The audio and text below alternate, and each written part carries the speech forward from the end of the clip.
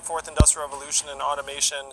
Now, we're here in Ohio, and Ohio has lost over 300,000 manufacturing jobs and went 8 points to Donald Trump in the last election. But that's a good story, but it's not the reality. That's what Senator Elizabeth Warren said. Innovation, sounds good, makes a great story, not why we're losing jobs. Yeah, the studies I've seen say the exact opposite. But I had an exchange with Elizabeth during one of the breaks, and I said, I think audibly, I said, I have the data. And so she said to me, I want to see the data. And I was like, fantastic. So hopefully we'll get her the studies that I've been referencing for months now. So this line of questioning is actually going somewhere, I promise. Welcome back to the channel, Yang Gang. And, I don't think I have to say it. I think you all pretty much know how the fourth debate went. Clearly, Andrew Yang has returned as the Mack, return of the Mack. I kind of teared up a little bit during the debate because for me, Andrew Yang had become the man we needed him to be. Not tomorrow, not yesterday, but today he had became the man we needed him to be. And I, pretty much during the entire debate, I have to say that I was blown away by how Andrew Yang handled the debate, how his exchange was with the other candidates, how the CNN moderators were this time, I think it's safe to say, fair. Some of us believe that's due in large part to the Yang Gang, keeping them in check. But it pretty much went fantastic, guys. I was just so satisfied with what we got, in this debate.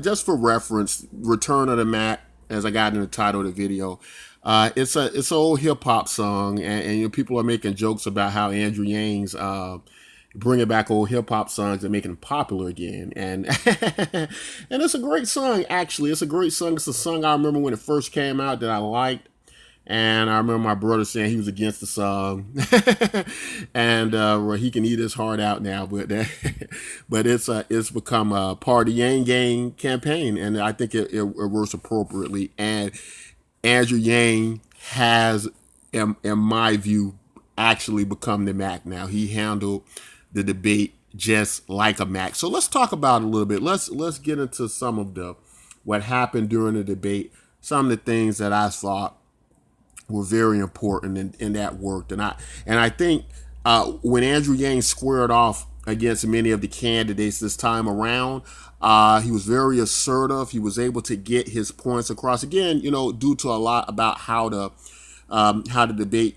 was handled as well. How the moderators were handling the questioning, and like I've always said, you give Andrew Yang enough time, he is going to make the case to the American people, and that's what's happening.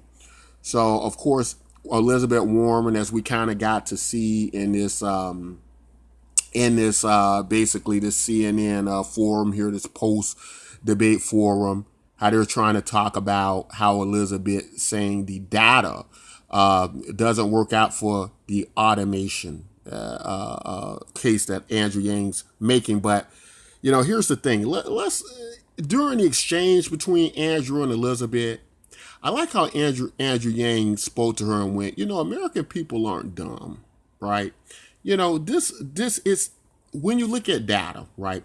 There is data, and then there is actually what's happening. And then together with the data and the application of the data, right? You're able to make a pretty good case as to that data backs up that particular situation, right? So if I were to tell you something like, there's data that says we're in a good economy in relation to past economies, but then I tell you, but the actuality and the reality of the situation is over 60% of Americans can't afford a $400 emergency if they miss one paycheck from their job. They're pretty much in financial ruin. Then when you combine that data set with what's actually happening, then it becomes harder for that data to back that up, right? So in Elizabeth's case, with a situation like that, where during the exchange, Andrew goes, well, the reality is American people aren't dumb. They know when they walk in their Walmarts or their McDonald's, they see all these kiosks and systems that have been automated. And then, of course, the logical progression is, and what happened to those jobs, right, that the people did before? Did they go on and get another job? Or did they become the people who programs those kiosks, right? So a 39-year-old retail worker, it's probably not likely she became the programmer of that kiosk for that automation that's taking place in her job, right? So that probably didn't happen. If she was lucky, she might have went on and become a Zumba instructor or something like that. But it is not hard for the American people to combine the data and see that the acceleration of technology, as this keeps happening, and it keeps happening on, which is technology gets better, gets faster, that these people aren't going to be able to keep up with the job displacement that they're victims of, right? And then he goes on with the truck drivers, right? And so, I mean, it's almost common sense, guys. But anyway, I like how Andrew Yang was just so masterfully crafted everything and put it in terms that the American people can listen to that and go, well, yeah, that's pretty much the case. I mean, she's saying one thing that the data doesn't support it, but hey, I used to walk in a Walmart, I see like 30 cashiers, and now I see one or two. So obviously, there's something going on here. And so I thought there were great questions that Andrew Yang got as well. Of course, some of the big highlights, squaring off against Bernie Sanders and the federal job guarantee, right? Now, I can't think of anything. You got to remember, this is America, right? When is the last time that you ever pictured in America at any time frame in history where most of the Americans were working federal jobs? that most of Americans wanted a federal job, right? It almost seems un-American, doesn't it? And I don't think it really helps Bernie's campaign, because, see, a lot of Bernie's campaign has been kind of shifted off to the democratic socialism, basically them trying to say, he's a full run amok socialist type, run of the mill type. And now he has this federal jobs guarantee. It sounds like something out of a communist manifesto. I'm just being honest. That's what it sounds like. But it's not going to work well for Americans, because it forms the narrative that, like Andrew brought out, all Americans want federal jobs, that they want to work for the federal government. Why would you want to, there are a lot of Americans who still not sure if they trust the federal government, right? And to kind of put your entire destiny into the federal government's hands, because you're basically saying, well, the federal government's going to supply these jobs. It's just weird to the entire market structure, that you're going to have the federal government has to keep competing and creating these jobs. So it just doesn't seem to work well. And universal basic income works a lot better. The freedom dividend makes a lot more sense. Of course, Andrew addressed the idea of, okay, well, everybody who can work, who's capable of that level of work, that type of work, right, goes out and get this federal job. But it only works for people who can go out and work those federal jobs. It doesn't work for people, as Andrew brought out, like his wife, who stays home and does more labor-intensive work than many of us will ever do, because many of us aren't parents, or even if you are, you probably go off and work and somebody else sees about the children, or something to that effect, or your wife does, or whatever the case may be. But a lot of people won't actually do that. And I can tell you, I've tried to babysit several times, and these kids are busybodies every minute of the day, every second. You got to be constantly watching them, got to be constantly paying attention to them, and it goes on and on for it is very labor intensive, a lot more labor intensive than many of the jobs in the marketplace today. So a federal jobs guarantee obviously will not compensate people in that area, obviously will not compensate people who are taking care of their elderly parents or taking care of elderly people, whether it be for friends or whatever the case may be. So there are many areas that could be classed as work that is maybe even harder than the jobs that many Americans do when they complain about, oh, people need to go to work and they need to do something instead of depending on the government. But wait a minute, a lot of people are doing something. It's just that the market hasn't found a way to value their work yet, right? To present them with a check yet. But it's work nevertheless, right? So we have to kind of redefine and reframe what we're saying about jobs and work, especially in this very technological world that we're moving into. Tulsi Gabbard, she makes this point, and I just thought this was perfect. Tulsi makes this point that she agrees with Andrew. Universal basic income works. Is Tulsi now vying for a safety net in her campaign to be part of the Andrew Yang campaign? And as I've said in earlier videos, it would make so much sense, because if I had to nitpick one thing, Andrew, no matter how good he's become in his presence, in his domestic policy, in his assertiveness now, in exchanges with these candidates, the foreign policy still lacks something, doesn't it? Right. And, he's making a good case that make your home strong. Right. It's very similar to some of the things Ron Paul, I think, was going for. He was saying, pull out, abandon all the bases, come home. Right. Stop meddling in other people's affairs. Right. So when Andrew Yang speaks more from a domestic sense of building up America first and making it healthy, and then that being one of the best foreign policy situations you can have, a strong America at home, it does remind me of Ron Paul's policies, and it does, to me, suggest ideas like that can be great foreign policy, having a strong setting at home, having a great defense, which is better than a good offense, right? Or that good defense is the best offense, right?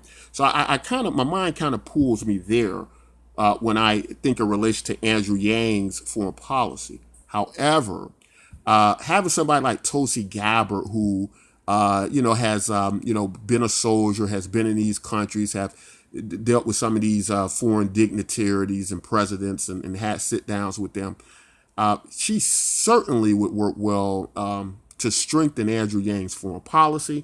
And I like that she's on board with the universal basic income, which means she becomes part of his candidate, and many of her voters will now move over to Andrew Yang, in the event that she's not going to win, which is definitely looking like that. But her people move over to Andrew Yang, and there's not going to be any friction. There's going to be quite a bit of harmony in that cabinet as they're on the same page, right? Just a fantastic debate, kind of getting to the closing when they talk about who's a very unlikely friend for your campaign. Are you going to, is it going to end up being somebody like the situation with the Trump administration and Rudy Giuliani and all of the criminal-minded friends that Donald Trump has made during his campaign, his administration, right? And Andrew gives the best answer, right?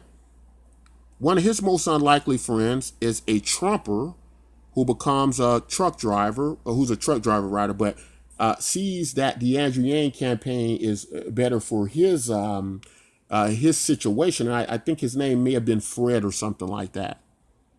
But what could be the best unlikely friendship than to make friends with ex-Trumpers, people who don't even support your platform, that now become your friends, come over from the most extreme side of the other side of the aisle, and find common ground in your policy and their situations. What a great and fantastic story to give about his unlikely friendship. The impeachment came up. Of course, everybody's been talking about how this ridiculous impeachment, I call it ridiculous. Now, here's the thing, and I've said this in earlier videos. The impeachment will work when it's time to square off one-on-one with Trump, right? To remind American people of, you potentially have this criminal, right, as your president in the White House, right? That never hurts to have some ammo like that. But the reality of the situation is the impeachment situation, right? As Andrew brought out, number one, it's probably not even likely that Donald Trump's going to be impeached, right? So this is, to me, this all looks like just Democrats spinning their wheels and trying to, they don't, not having a really solid platform like Andrew has to defeat Trump, kind of spinning their wheels, thinking impeachment's going to do it. Donald Trump's probably not going to be impeached, right?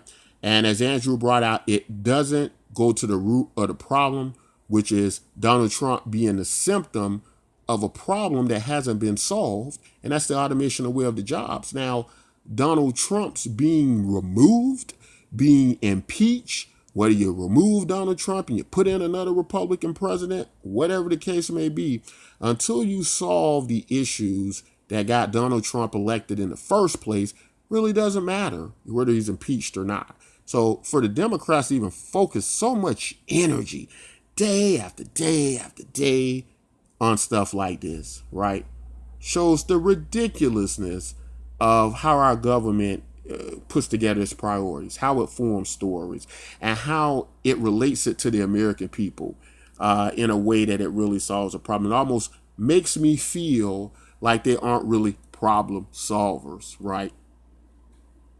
Now, I also like what Andrew's surprise was. He said he's going to sit there for 10 hours and answer questions from people who have questions that they just haven't had answered yet. They're going to get a chance to understand universal basic income better, the freedom dividend better, and his policies better. And that's the best thing Andrew could be doing, right?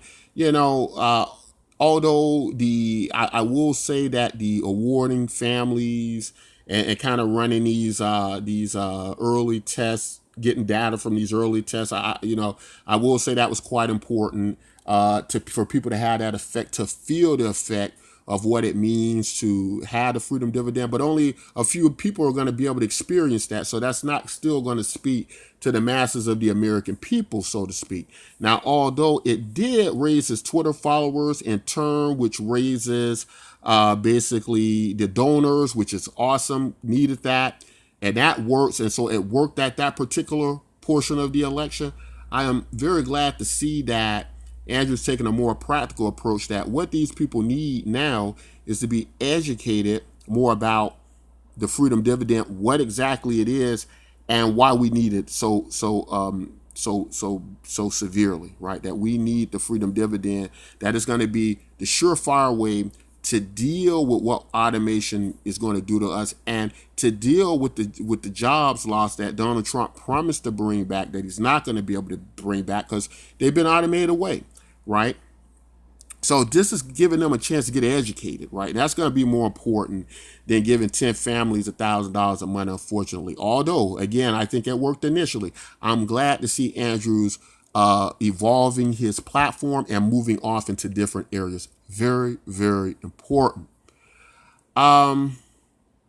And I just want to say, I can't put into words. A lot of you guys, I've read, comments across social media.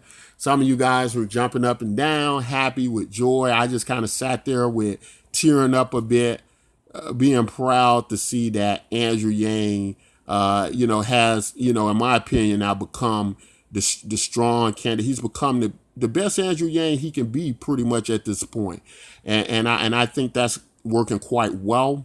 Don't see quite the results of the polls yet, but I think we're going to start to see a large shift now in Andrew Yang's polling data. I think everybody else is kind of at a standstill, right? I think like people like who's leading them, like Kamala Harris, where there's Pete Buttigieg, and even Bernie Sanders. I think he's going to start to take away some of their steam there, because I think for what everybody's seen in a lot of this is a great standstill in many of these other candidates' platforms.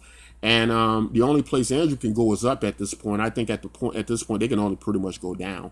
Like, I don't really see them really gaining anymore. I see everybody now kind of just falling down and gaining against them. Right. So I think my prediction is Yang is about to start to suck up all of their votes. Right. And I think this debate proved the long term,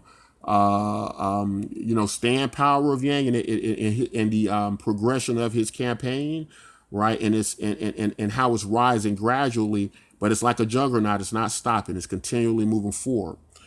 And just want to say, donations are important. Yang had a very impressive quarter for raising donations, and it's very important that he do that. Now, a lot of you who watch the channel know I talk about a project called Bitcoin MYK. Now, it's a cryptocurrency. Now, what many of you all don't know about, I don't think really got deep into it, is that the Andrew Yang campaign at this time takes cryptocurrencies as donations, right? So what happens is you can go in like with Bitcoin, Ethereum, and Litecoin. These are cryptocurrencies. It's just kind of like being your own bank, a kind of a change to the monetary system after 6,000 years that a lot of people are getting into because it's money that can't be inflated, right, for the most part. It's more safer than your bank account or credit cards. And so as we move into the 21st century, a lot of people are moving into this. Now, the Yang campaign can take donations in Bitcoin, Litecoin, Ethereum, and likes. But what we didn't get a chance to really tell you all about with our Bitcoin project called Bitcoin MYK was that we had initially planned to go to the Yang campaign, set this up so that people could receive or make donations to the Andrew Yang campaign without pulling money out of their own pockets. And how this is work is cryptocurrency is a bit complex, but it's able to generate value and money through exchanges. And as people come in and get these cryptocurrencies, they can earn them. In many cases, like with our system, you can earn them free, or you can mine them, right? Which kind of, I won't go get deep into detail about that, but there's ways you can get these cryptocurrencies either free or almost free. But what it would allow then to happen is for us to be able to help the Yang campaign raise a lot of donations by accepting Bitcoin MYK and having all of our people in cryptocurrency and a variety of people able to move value into the Yang campaign without pulling money directly out of their own pockets. It's kind of very similar to like how we recently had this Robinhood thing going around where you'll use an affiliate link from the Robinhood wallets or exchange. And you get so much money just by joining. Now, this money then translates into value that can be given to the Yang campaign on your behalf, right? Kind of similar to how back on Facebook some years ago, people just by upvoting polls, just by voting on polls, you can get value and money to those posts, and it can help these people gain recognition, raise millions of dollars for their cause or what have you. That was the initial idea behind Bitcoin MYK in reference to the Yang campaign, and it is still on the radar. But our system has been a lot of development in our system, and a lot of things have pushed that off. Now, it stopped us kind of temporarily from going to the Yang campaign, but I can tell you this: you can get the tokens free, and you get the tokens free. You could then sell them for Bitcoin, which the Yang campaign does take. So I may have to do a whole separate video for this, just to kind of drive that point home, and where I kind of show you guys how to do it. But that you can get Bitcoin MYK tokens, sell them for Bitcoin, and then donate the Bitcoin to the Andrew Yang campaign, which I think will be an awesome idea. And I'm going to try to design a way on the website to do that, but look out for that. Go ahead and join our site today. It's absolutely free to you. You don't have to give any of your real life information. You give fake emails, fake names. We're not interested in personal identity. We just want to make sure that the accounts are unique people and not people trying to game the system. But you can raise value through the system and then donate to the Andrew Yang campaign. So I'm going to do a video probably tomorrow. I'm going to talk about that a little bit in detail. But that's all I want to say in this video. If you all like content like this, don't forget to like and subscribe. And until next time, guys, take care.